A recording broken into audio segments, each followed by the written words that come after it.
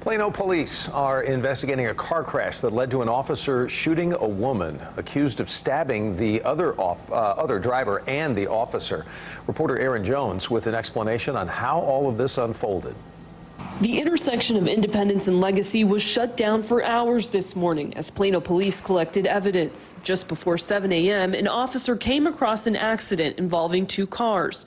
Officers say he was working the accident when one of the drivers went to their car and grabbed a knife and walked over to the other car and started stabbing the driver. The officer attempted to intervene. One of the drivers lunged out of the vehicle and had a knife in her hand and stabbed him. He at that time began to retreat. Police say the suspect then headed back to the other car, trying to get to the driver again. That's when the officer had to discharge his service weapon at the suspect, ultimately striking her, and she is deceased at this time.